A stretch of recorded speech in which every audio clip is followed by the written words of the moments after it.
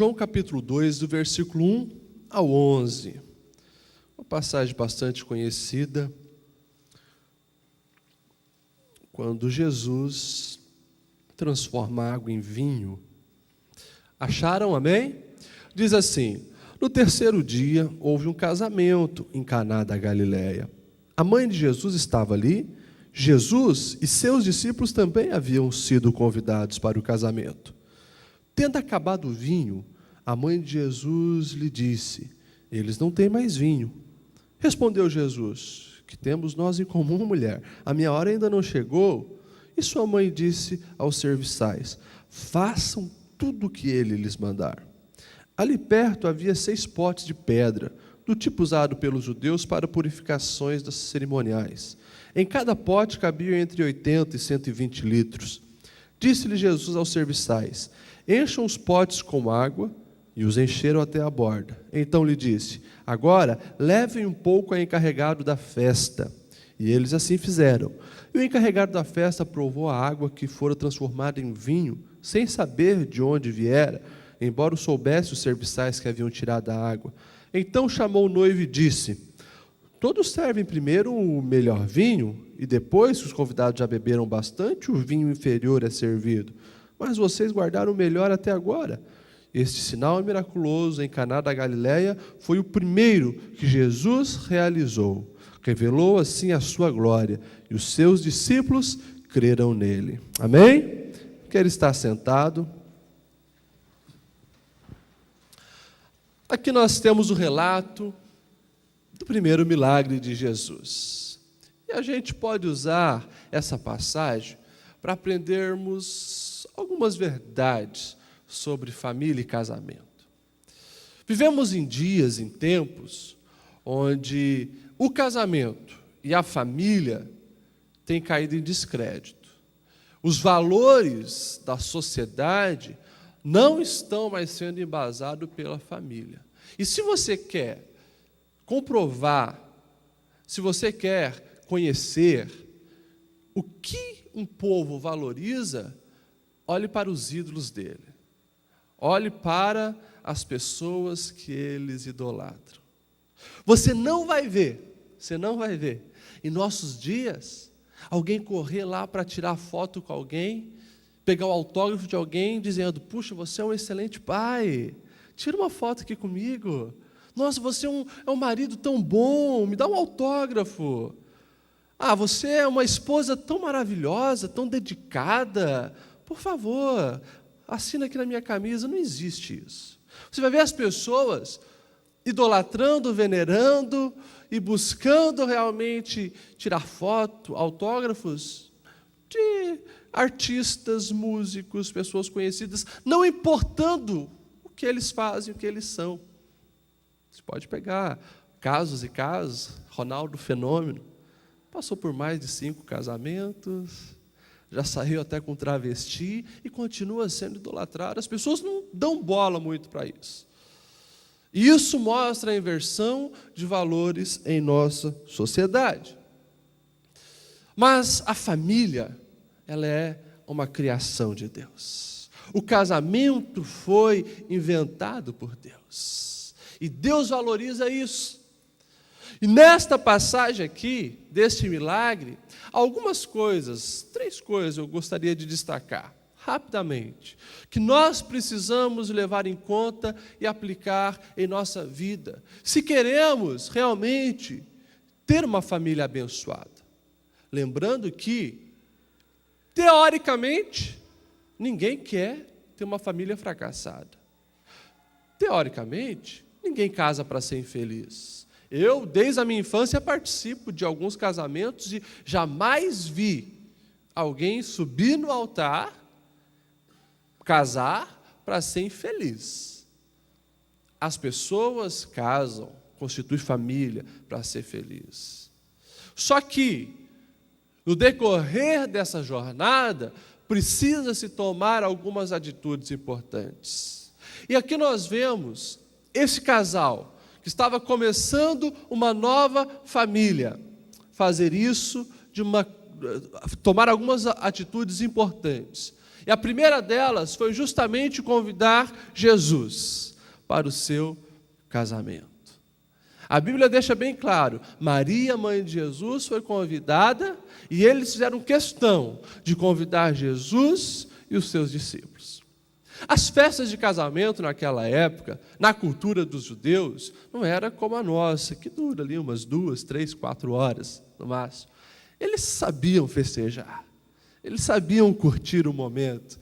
Eram, no mínimo, uma semana. A maioria chegava a ser 2 semanas de festa, de alegria. Os convidados iam para lá, se programavam para ficarem dias seguidos festejando, comemorando. E lá estava também Jesus. Jesus foi convidado para aquela festa. Só que, durante a festa, acabou-se o vinho. Isso aqui é algo gravíssimo. É muito pior do que, na nossa cultura, talvez manchar o vestido da noiva. É muito pior do que qualquer outra coisa, porque o símbolo de alegria era o vinho. O vinho era realmente algo cultural daquela época que toda festa precisava ter. Aquela família estava correndo o risco de começar sobre maldição, porque isso era visto como maldição pela cultura da época. Faltar vinho para os convidados era um dos grandes desrespeito. E aquela família que estava começando provavelmente seria rotulada como família negligente, família sem princípios, família que não sabe valorizar as relações. Era algo gravíssimo que estava acontecendo. E isso já evidencia uma grande verdade. Jesus estava presente, mas acontece um desastre, acontece algo negativo. Na vida da família, nós não somos imunes a problemas.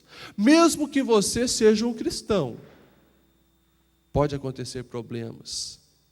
Pode acontecer coisas que desagradam, coisas que venham prejudicar. Agora, há uma diferença quando Jesus está e quando Jesus não está. Por isso, a primeira coisa importante que todos nós precisamos fazer, para num mundo que está mergulhado em tanta imoralidade, em tanto descrédito à família, se queremos ter uma família abençoada, precisamos ter Jesus em nossa vida, em nossa família e em nosso casamento. Quando o vinho, que é símbolo de alegria, faltar, o impossível, só Jesus pode fazer. Tem coisas que nós podemos fazer, tem coisas que nós conseguimos fazer. E somos a cada dia exposto a situações que realmente venham colocar o casamento numa rotina, venham colocar o casamento num desgaste. É o sistema que coloca a gente trabalhar,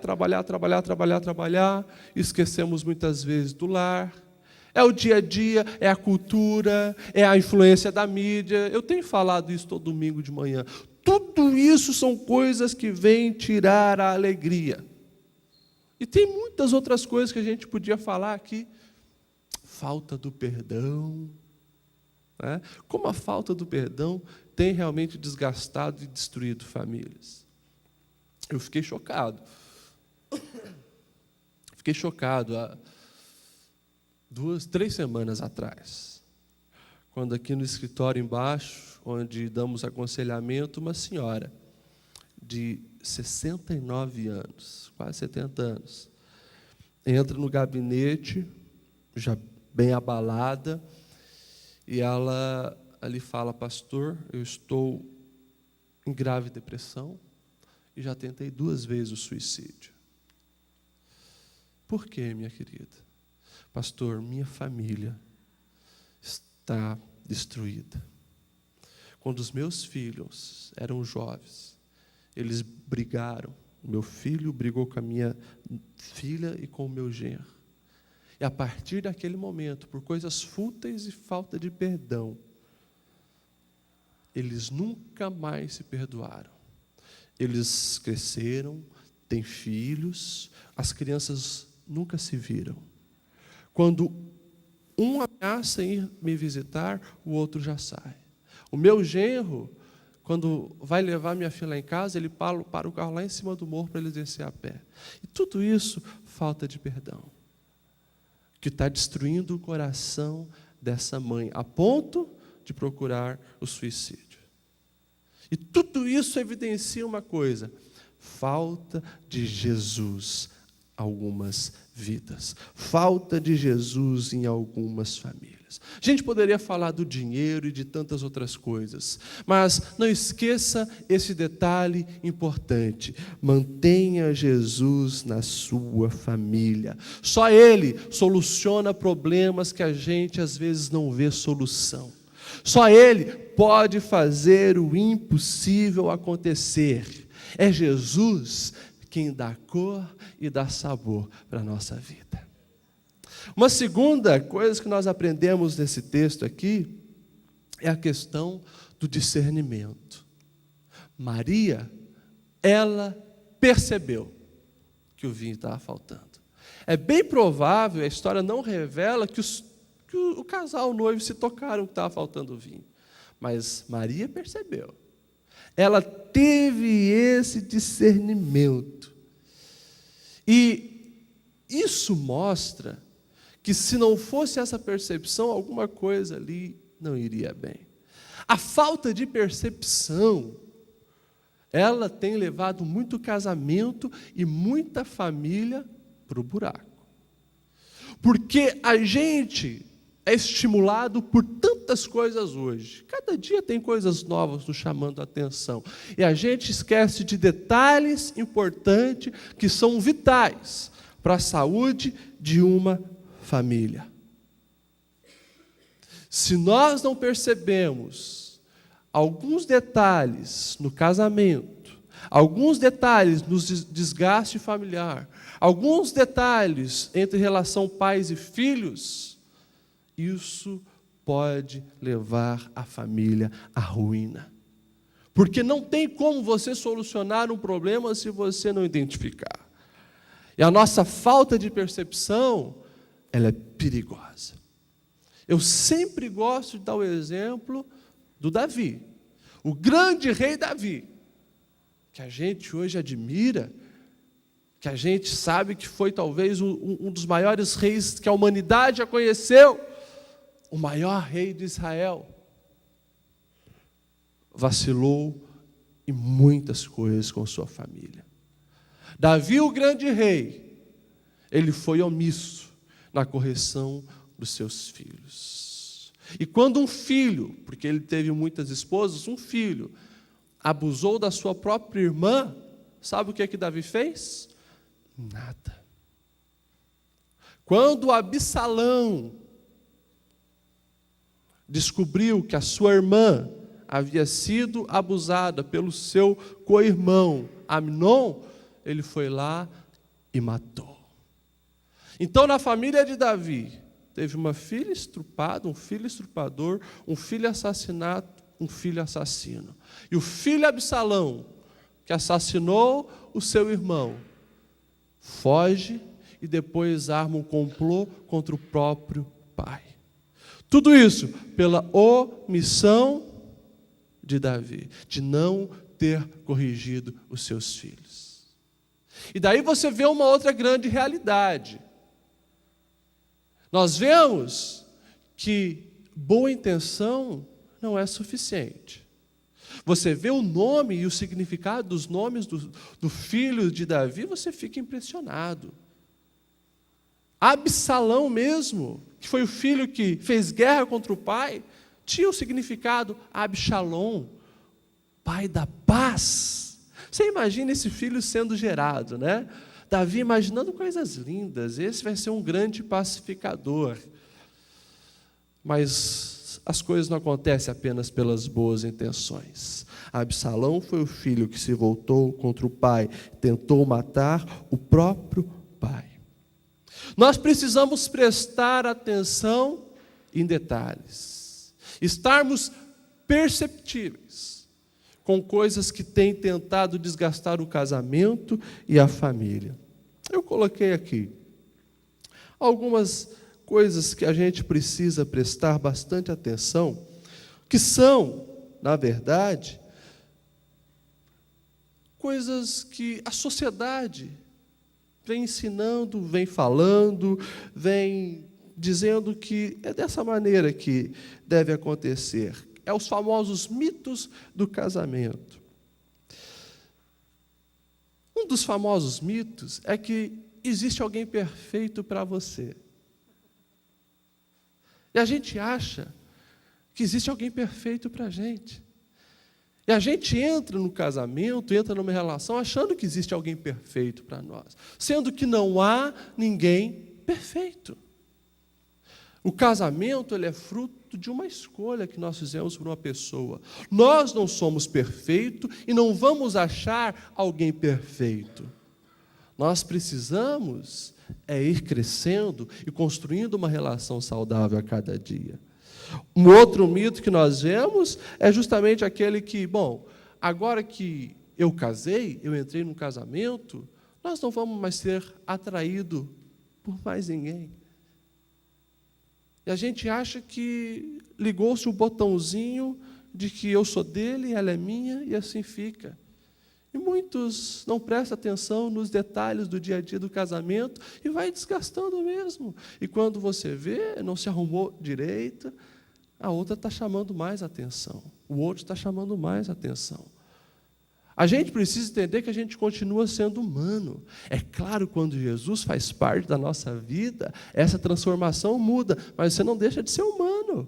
E a gente precisa ter muita atenção nisso. Não existe essa questão de que você não vai ser atraído por ninguém. Você precisa entender que com a bênção de Deus na tua vida, no teu casamento, você precisa renunciar às outras, os outros e ser fiel àquela que você prometeu. Mas você vai ser atraído e precisa ter muito cuidado. Eu tenho visto gente aí entrando em frias, achando que não, casou, agora não vou ser mais atraído por ninguém. Quando menos percebe, adulterou. Quando menos percebe, caiu. Precisamos estar atentos nisso. Tem um outro mito que nós vemos hoje, é justamente aquele, se essa pessoa casou comigo é porque ela gosta de mim assim, eu não preciso mudar. E a gente vê pessoas que casam, passa 20 anos, e continua do mesmo jeito, fazendo as mesmas coisas e muitas vezes fazendo as coisas que o cônjuge já falou que não gosta. E joga na cara, não, você casou comigo, você sabia que eu sou assim, eu nasci assim, vou morrer assim. Isso é uma mediocridade enorme, porque nós somos seres que precisamos amadurecer a cada dia. Eu preciso hoje ser melhor que ontem e amanhã ser melhor que hoje.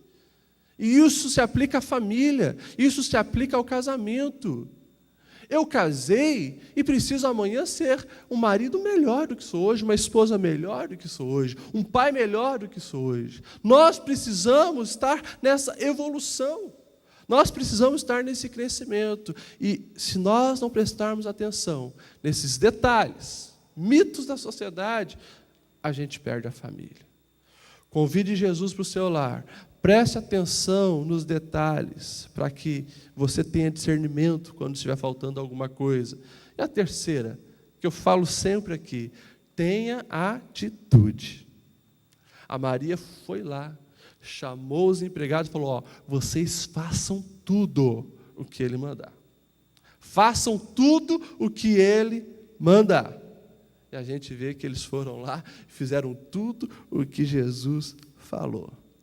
E o curioso é justamente isso. Às vezes Jesus nos ensina a fazer coisas que fogem da lógica humana. Estava faltando vinho, Jesus. Você manda a gente encher esses tachos aqui de água. Mas foram obedientes. Eles foram obedientes. Eles fizeram o que Jesus tinha mandado.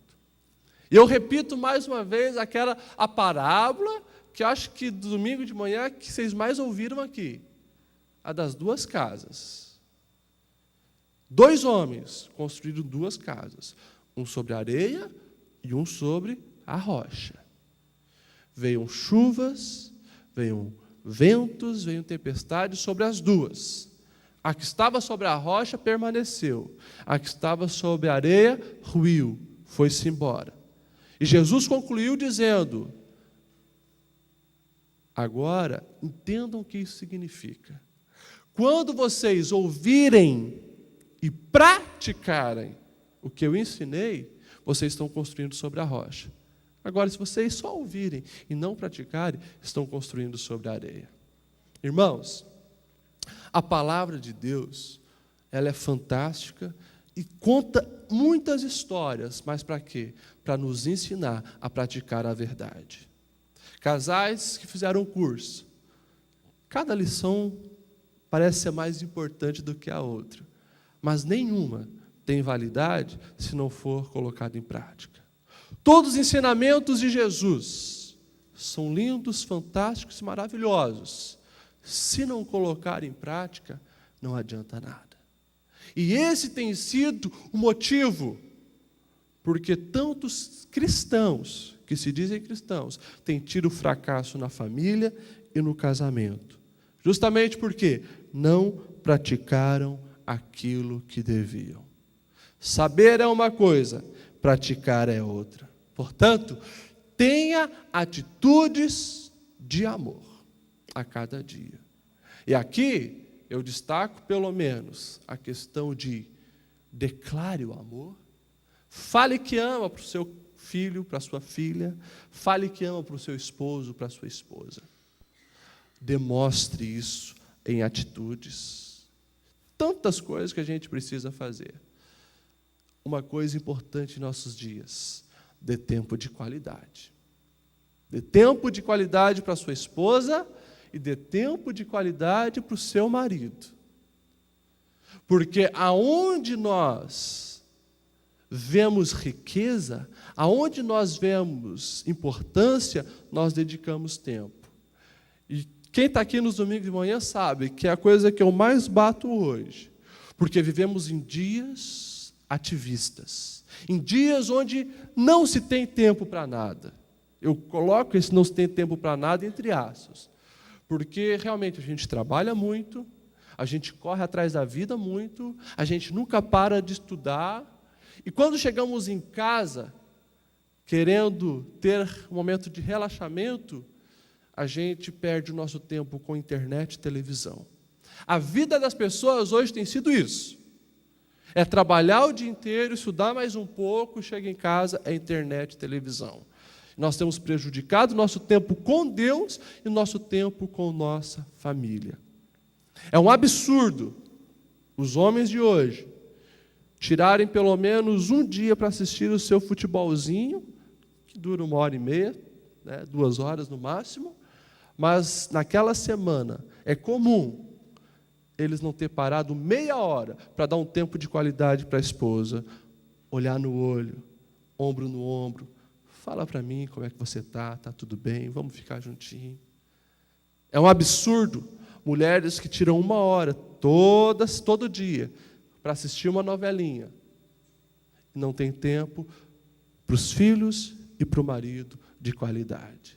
O que mais nós temos visto hoje é isso.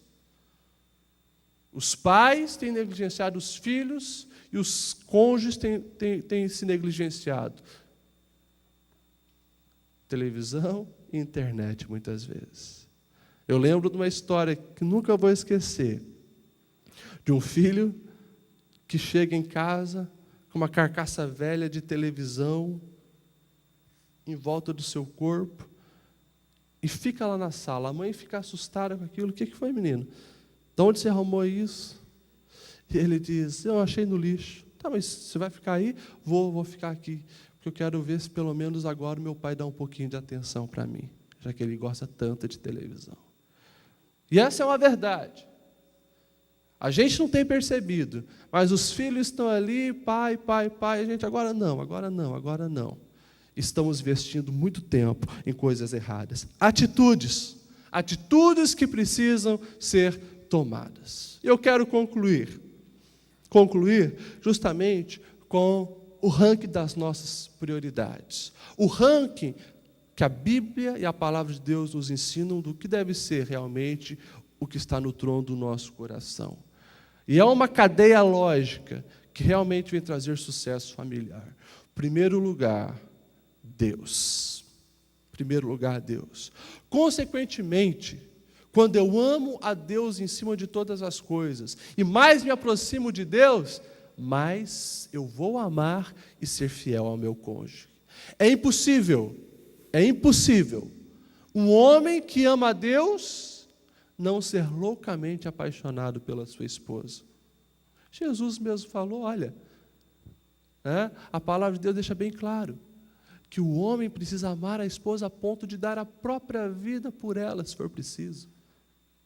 Ame a sua esposa como Cristo amou a igreja, que deu a própria vida. Então não tem como alguém ser apaixonado por Jesus e obedecer a Cristo e não ser apaixonado pela esposa. A mesma coisa a esposa. Quanto mais perto estiver de Deus, mais vai amar o marido. Segunda coisa, em segundo lugar, Deus em primeiro, esposa em segundo, marido em segundo. O cônjuge precisa estar em segundo lugar em nossa vida. E nós temos tido muito problema nas famílias de hoje, quando os filhos sobem para segundo lugar. O lugar dos filhos é no terceiro lugar. Filhos em terceiro lugar, porque um cônjuge que se ama, um cônjuge que está fortalecido, consequentemente vai ser saúde na vida dos filhos. O casamento fortalecido vai ser bênção na vida dos filhos. Quando inverte isso, quando coloca os filhos para cima, o casamento vai ter problema. Consequentemente, o casamento tendo problema, vai afetar negativamente os filhos. Terceiro lugar, os filhos, e não amigos. Terceiro lugar, filhos. Em quarto lugar, amigos. Siga esse ranking, que é o que a palavra de Deus sempre nos ensina. E nós vamos ter sucesso familiar. Vamos se colocar em pé? Meus queridos, a minha oração é para que a gente não cometa o erro de Davi. Fora de casa, conhecido como grande rei, grande guerreiro, homem valente, homem respeitado, mas dentro de casa foi um fracasso. A sociedade de 2013, eles têm incentivado isso. Estude, seja reconhecido profissionalmente, ganhe dinheiro, tenha uma casa maravilhosa, tenha grandes faculdades, pós-graduação, doutorado, que as pessoas te aplaudam e reconheçam. E a gente tem visto as pessoas seguirem esse caminho, mas esquecendo de ser realmente bênção dentro de casa. Irmãos, nós nunca vamos ter paz verdadeira e ter plenitude de satisfação, de sucesso de vida, se nós não tivermos sucesso em nossa casa. Você pode olhar para a sociedade de hoje, você vai ver muito isso. Grandes magnatas, cheio do dinheiro, cheio do poder, cheio de fama, mas que dariam tudo para ter o amor dos seus filhos e da sua esposa. Trocariam tudo para ter uma família abençoada. Essa é a mensagem de Deus para nossas vidas. Fortaleça a tua família. Nenhum sucesso na vida compensa o fracasso familiar. Vamos orar? Feche teus olhos. Obrigado, Deus, pela tua palavra.